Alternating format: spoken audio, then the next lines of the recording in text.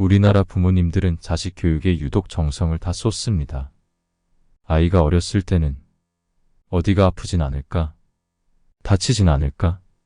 그런 걱정에 늘 노심초사하고 유치원에 들어가게 되면서부터 공부는 잘하고 있는지 친구들과 잘 어울리는지 걱정합니다. 고등학생 이후에는 공부 걱정, 취직 걱정을 늘 하고 삽니다. 부모님들의 마음은 항상 자식이 잘 되기를 바랍니다. 날마다 자식이 잘 되라고 늘 기도하고 계십니다. 그러나 자식을 잘 키우기는 참 어렵습니다. 저는 세 자녀를 키우고 있습니다. 첫째와 둘째 자녀 키울 때 저는 정말로 완전 초보 부모였습니다. 아주 어릴 때의 아이들이 요구하는 것이 먹을 것, 입을 것이 전부라고 생각하고 외식주에만 신경을 썼지요. 당시 가장 급한 것이 집을 마련하는 것이었고 돈을 모으기에 온 정신을 쏟고 살았습니다. 아이들이 유치원에 가면서부터는 주변 부모님들의 말을 듣고 학원을 보냈습니다. 어느 때는 강제로 하기 싫은 것을 강요하기도 했습니다. 아이들의 입장을 생각해주지 못했죠. 그 아이들이 초등학생이 되면서 그때서야 뒤늦게 아이들과 책을 읽기도 하고 같이 시간을 보내기 시작했습니다. 지금은 둘이 전부 성인이 되었지만 그때를 뒤돌아보니 많은 후회가 남기도 합니다. 아이들이 학생으로 교육받는 학교는 있지만 어른들이 부모로서 자식을 키우기 위한 학교는 없습니다. 설령 그런 과정이 있다고 해도 찾아가서 공부하기란 쉽지 않습니다. 그래서 부모님들은 자식 교육에 대해 스스로 공부하고 생각하며 키워야 할 수밖에 없습니다. 자식을 훌륭하게 키우기 위해 부모는 어떻게 해야 할까요? 제가 생각하는 가장 좋은 부모는 자식이 자신이 원하는 것을 잘할 수 있도록 격려해주고 도와주는 부모가 좋은 부모라고 생각하고 있습니다. 요즘 많은 부모님들은 학교 외에도 자식의 교육을 남에게 많이 의존합니다. 각종 학원이나 과외를 보내면서 남들에게 뒤떨어지지 않고 살기를 바랍니다. 그 중에서 가장 안 좋은 헬리콥터형 부모가 있습니다. 헬리콥터형 부모님들은 자식 주변을 헬리콥터처럼 맴돌면서 모든 일에 간섭하는 부모님입니다. 공부하는 시간, 장소, 친구, 돈, 심지어 노는 것, 밥 먹는 것까지 간섭합니다.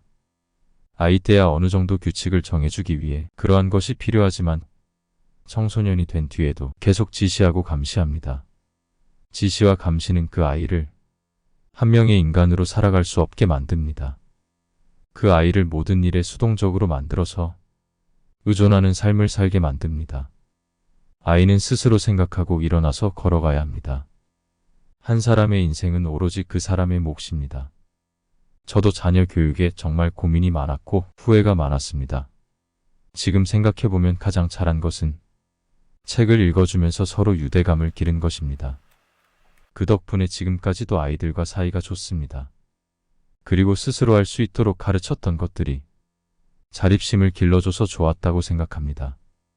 여러분들도 자녀 교육에 정말 고민이 많으리라 생각합니다. 그래서 오늘은 어떻게 하면 올바른 자녀 교육을 할 것인가에 대해 같이 공부해 보고자 합니다.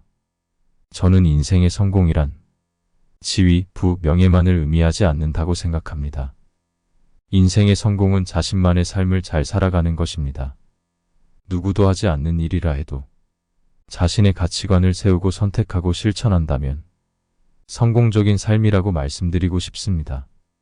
오늘 자식의 성공적인 삶을 이끄는 부모님들의 멘토는 손흥민의 아버지 손정웅 씨, 빌 게이츠의 아버지 윌리엄 게이츠 2세, 미백악관 장애인 정책 차관보 강영우 박사, 영국 처칠 수상의 아버지 랜돌프, 이렇게 네 분입니다. 이분들은 세계적인 선수, 기업가, 정치가를 길러냈고 그 분야에 지대한 공헌을 한 분들입니다. 이분들은 우리에게 자녀 교육에 관하여 많은 도움을 주리라 확신합니다. 그런 말씀 속으로 들어가 보겠습니다. 첫째, 기본이 중요함을 가르치는 부모. 손흥민의 아버지 손흥정 씨. 우리나라 현역 축구 선수 중 가장 유명한 선수는 손흥민 선수입니다. 손흥민 선수는 아시아 선수 역대 최초로 프리미어리그 공식 베스트 11에 선정되었고 2022년 잉글랜드 프리미어리그 득점왕입니다. 그는 양발을 잘 쓰는 공격수로 남들의 부러움을 사고 있으며 동료들과 팀워크를 가장 잘 맞추는 선수로도 유명합니다. 자신감을 잃지 않고 경기에 임하지만 팀을 위해 동료에게 기회를 양보하는 모습을 자주 보이고 있습니다. 이런 그의 인격과 성격 뒤에는 아버지 손흥정 씨가 있습니다. 그럼 손흥정 씨의 말씀을 들어보겠습니다. 축구의 왕도란 없습니다. 손흥민이 데뷔골을 넣었을 때 사람들은 혜성처럼 나타난 선수라고 표현했습니다. 저는 그 누구보다 그 어떤 분야에서도 혜성은 없다 라고 말하고 싶습니다. 이 세상에 혜성같이 나타난 선수 같은 건 존재하지 않습니다. 차곡차곡 쌓아 올린 기본기가 그때 비로소 발현된 것일 뿐입니다. 첫째도 둘째도 셋째도 기본기입니다. 축구보다 인성이 더 중요합니다. 화려한 기술을 익히는 것이 전부가 아닙니다. 훌륭한 인성을 갖추어 인생을 겸손과 감사, 성실함으로 대할 줄 알아야 합니다. 축구를 잘하는 것보다 중요한 것이 먼저 인성이 바른 사람이 되는 것입니다. 손흥정 씨는 기본기가 중요하다고 말하고 있습니다. 우리는 가끔은 약삭빠르게 일을 하려고 합니다. 하지만 그 약삭빠름이 멀리 보았을 때 자신을 성장시키지 못합니다. 기본기에 충실할 때 커다란 성장을 이룰 수 있습니다. 또 인성의 중요함을 강조하며 겸손을 말씀합니다. 손흥민 선수가 다른 선수들에게 사랑을 받고 훌륭한 선수가 된 것은 겸손하고 남을 배려할 줄 알기 때문입니다. 세계적인 선수 중에는 인성이 안 좋은 선수들이 있습니다. 팬들은 처음에는 그의 실력 때문에 좋아하지만 인성이 안 좋으면 나중에는 팬들이 등을 돌립니다. 우리들도 마찬가지입니다. 인성이 안 좋고 오만한 친구를 누가 좋아합니까? 이 말씀 역시 기본의 중요성을 강조하고 있습니다. 사람 관계의 기본은 인성이고 특히 겸손해야 한다는 말입니다. 그리고 부모님들이 자식을 잘 키우려면 이런 것을 가르쳐야 합니다. 기본에 충실하고 겸손하라고 가르치시길 바랍니다. 둘째, 용기를 가르치는 부모. 빌 게이츠의 아버지 윌리엄 게이츠 2세. 전 세계의 거의 모든 컴퓨터의 운영체제를 점유하고 있는 마이크로소프트의 창업자이며 세계적인 기업가 빌 게이츠. 그의 성공 뒤에는 아버지가 있었습니다. 빌 게이츠의 아버지인 윌리엄 게이츠 2세는 변호사 출신으로 시애틀 최고의 법률 회사를 운영하기도 했습니다. 그는 아이의 눈높이에 맞는 독특한 교육으로 빌 게이츠를 컴퓨터의 황제, 세계 최고의 갑부로 만들었습니다.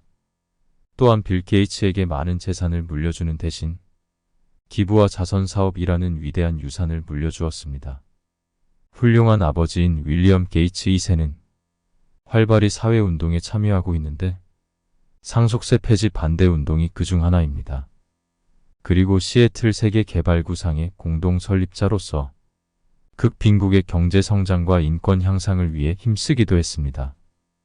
윌리엄 게이츠 2세는 아들인 빌 게이츠에게 어렸을 때 용기를 갖도록 교육하였다고 합니다.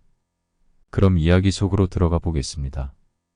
우르릉 쾅쾅 번개가 치고 비가 오던 시애틀의 어느 날 밤, 4살이었던 빌 게이츠와 잠든 그의 누나는 두려움에 아버지의 침실로 가게 되고 거기서 용감한 하클리산의 이야기를 듣습니다. 이야기가 끝날 무렵 빌은 여전히 놀란 기색이 사라지지 않은 듯 아빠의 이야기에 귀를 기울이고 있었습니다. 아빠, 난 용감한 어린이가 아닌가 봐요. 천둥도 무서워하고 번개도 무서워하고 캄캄한 것도 무섭고 혼자 있는 것도 무서워하고. 아버지는 커다란 손으로 아들을 어루만지며 말했다. 괜찮아? 아이들은 원래 처음에는 겁쟁이였다가 점점 용감해지는 거란다. 아빠도 어릴 때는 너랑 똑같았는걸? 한참을 생각했지만 빌은 어떻게 자신의 감정을 전달해야 할지 몰랐다. 잠시 후 빌과 아버지는 이야기를 계속한다. 아빠, 용감한 것이 중요한가요?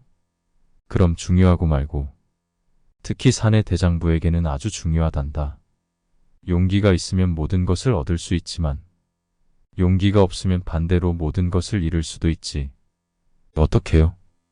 용기에 어떻게 그런 신비한 마력이 있는지 어린 빌은 이해할 수 없었다. 그건 아주 쉽지. 어린 꼬마도 금방 알 수 있단다. 아니에요. 저는 대장부가 될 거예요. 이제 꼬마는 싫어요. 하하, 그래. 게이츠가의 3대 대장부가 된 걸 축하한다. 그럼 대장부에게 질문 하나 하마. 만약 하클리산에게 용기가 없어서 거인을 죽이지 못했다면 하클리산은 무엇을 잃게 되었을까? 빵이요.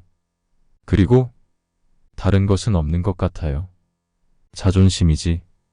자존심을 잃었다면 하클리산은 거인과 자기 자신의 운명에 맞설 도전 정신도 잃어버렸겠지. 이제 알겠어요.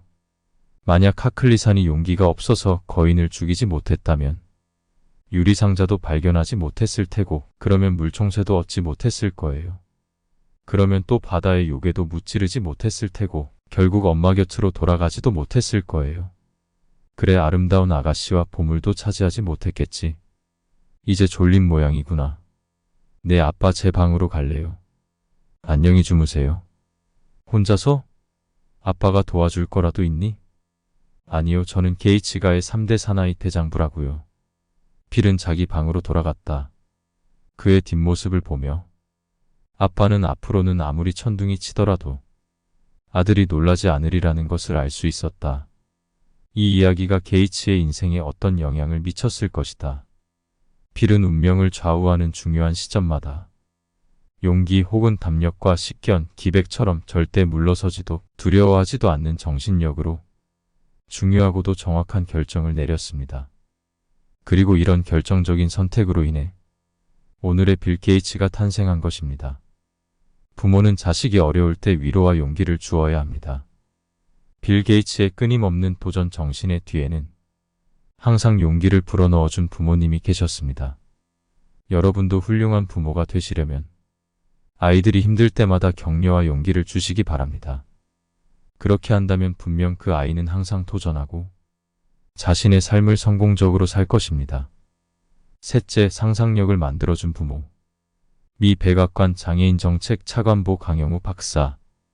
강영우 박사는 중학교 때 외상에 의한 망막박리로 시각장애인이 되었으나 미국으로 건너가 1976년 피츠버그대에서 한국 최초 맹인 박사가 되었다. 그 뒤 미국 대학의 교수로 역임하였고 백악관 장애인 정책 차관보로 장애인의 권리와 정책을 대표하게 되었다. 고 강영우 박사는 시각장애 속에서도 역경을 이기는 삶을 보여주었으며 자녀를 위해 점자책을 읽어주며 용기를 주었다고 자녀들은 회상한다. 큰아들 진석은 하버드대 입학을 위해 수필을 썼는데 그 수필이 대학에서 우수작으로 선정되었다고 합니다. 그럼 그 수필의 내용 중 일부를 소개하겠습니다. 잠시 후 내 귀에 익숙한 소리가 침묵을 깨뜨렸다. 아버지의 부드러운 손이 점자책 페이지를 넘기는 소리였다. 5살 된 조그만 몸은 포근하기만 한 세사미 스트리트 이불보 아래 편안히 자리 잡고 귀를 기울이기 시작했다. 부드럽고도 체면사의 기법을 닮은 듯한 아버지의 책 읽는 음성이 나를 사로잡았다. 또박또박하고 부드럽게 읽어주시는 아버지의 이야기는 유치원의 좁은 세계에서 사는 나를 멀고 먼 상상의 다른 세계로 데리고 가곤 했다. 그러한 이야기 중에는 거북이와 토끼, 선한 사마리아인의 이야기도 있었다. 내 상상은 자유로웠다. 간간히 들려오는 아버지가 책장을 넘기는 소리가 방해가 될 뿐이었다. 상상의 날개를 펼치고 있노라면 나도 모르게 깊은 잠을 자게 된다. 이야기를 다 못 들은 채 잠이 들었다. 아침에 잠이 깨면 잠자리에서 다시 그 이야기를 듣겠다는 기대와 동경으로 하루를 시작하게 된다. 어느 날 아침 나는 아버지의 점자책을 자세히 보았다. 나의 선명한 상상의 뿌리인 그 책은 볼록볼록 튀어나온 점들이 페이지를 채웠을 뿐 그림 한 장 없었다. 점자 페이지 위에 손을 얹어놓고 이리저리 더듬어 보며 아버지는 어떻게 그것을 읽으실까 생각해 보았으나 상상이 되지 않았다. 그 순간 나는 이상한 발견을 했다. 그것은 아직껏 나는 아버지가 앞을 보지 못하는 맹인이라고 생각해 본 적이 없다는 것이다. 아버지의 실명으로 내가 잃은 것이 없었기 때문이리라. 오히려 어둠 속에서 책을 읽어줄 수 있는 이점이 있어 나는 쉽게 잠들 수 있었을 뿐만 아니라 더 큰 상상의 날개를 펼칠 수 있었던 것이다. 방 안에 여기저기 어질러져 있는 장난감과 옷들이 방해할 수 없는 어둠의 세계로 나를 데리고 가. 그 어둠 속에서 아버지와 나와 내 상상은 떼어놓을 수 없는 동반자가 된 것이다. 내 어린 시절을 회상해보면 유관이 없이도 볼 수 있는 세계를 보여주신 맹인 아버지를 가지게 된 것이 얼마나 다행한 일이었는가를 깨닫게 된다. 두 눈을 뜬 내가 두 눈을 보지 못하는 아버지의 안내자가 아니라 맹인인 아버지가 두 눈을 가진 내 인생을 안내하신다는 사실을 알게 된 것이다. 강영우 박사는 맹인이면서도 자식의 교육을 위해서 최선을 다하셨습니다. 큰아들은 아버지가 읽어준 책으로 상상의 나래를 펼 수 있는 세계를 가질 수 있었고 훗날 훌륭한 의사로 성장하게 되며 백악관에도 입성하게 됩니다. 이처럼 시각장애인이라도 자식에게 커다란 상상의 세계를 줄 수 있다는 사실을 듣고 감동받았습니다. 우리는 멀쩡한 신체를 가지고도 여러 핑계를 대면서 자녀 교육에 소홀한 것이 아닐까요? 자녀를 변하게 하고 싶다면, 그리고 훌륭한 사람으로 키워내고 싶다면 당장 오늘부터 한 권의 책이라도 같이 읽으며 상상의 시간을 공유하는 것은 어떨까요? 넷째, 책 선물을 해주는 부모. 처칠가는 영국에서 유명한 정치 명문가로 꼽힙니다. 할아버지가 아일랜드 총독을 지낸 데 이어 아들 랜돌프가 국회의원과 재무장관, 또 그 아들인 윈스턴 처칠이 국회의원과 7개 부처의 장관은 물론 두 번에 걸쳐 총리를 지냈습니다. 이른바 3대에 걸쳐 정치권에서 가문의 영광을 재현했습니다. 윈스턴 처칠은 사립 명문학교인 세인트 제임스에 적응하지 못하고 수업에 늦고 언어장애까지 생겨 말도 더듬었다고 합니다. 학과 공부도 늘 꼴찌였습니다. 그의 성공에는 아버지가 있었으며 독서가 성공의 비결이었습니다. 그의 이야기를 같이 보도록 하겠습니다. 윈스턴 처칠은 나의 청춘기에서 9살 때 아버지가 준 보물섬을 읽은 기억을 이렇게 회상한다. 아버지가 준 책이 그의 인생의 보물섬이 된 셈이다. 덕분에 형성된 독서 습관은 사관학교를 다닐 때나 인도에서 장교로 복무할 때에도 지속되었다. 그는 특히 역사책과 세계 위인들의 전기를 많이 읽었다. 역사와 전기를 많이 읽은 독서 이력은 훗날 리더 역할을 훌륭히 해내는데 밑거름이 되었다. 아버지는 물심양면으로 지원을 아끼지 않았다. 아들의 사관학교 공부에 필요한 책이면 무엇이든 보내주었다. 덕분에 처칠은 햄리의 작전, 프린스 크래프트의 보병, 포병, 기병 해설, 메인의 보병 사격술과 역사서 등을 친구들보다 먼저 읽을 수 있었다. 얼마 지나지 않아 처칠은 자그마한 병서도 서관이라고 이름 붙일 정도의 개인 서재를 갖게 되었는데 이것이 공부에 더욱 흥미를 갖는 계기가 되었다. 둔재였던 처칠이 공부에 전념한 데에는 아버지가 보내준 병서가 큰 역할을 한 것이다. 그의 경우에서 보듯이 관심과 열정을 가지고 공부하면 그 분야에서 독보적인 존재가 될 수 있다. 처칠은 초중고 시절에는 라틴어와 수학 등 싫어하는 과목 탓에 공부에 흥미를 잃어 꼴찌를 맴돌았지만 사관학교에 진학해서는 흥미를 느끼는 과목을 공부했기에 완전히 달라질 수 있었다. 처칠의 아버지는 자식을 훌륭히 키우기 위해서 흥미있는 책을 선물하여 주었고 아들이 좋아하는 책을 읽도록 도와주었습니다. 이처럼 자식에게 책을 선물하고 물심양면 도움을 주면 자식을 변화시킬 수 있습니다.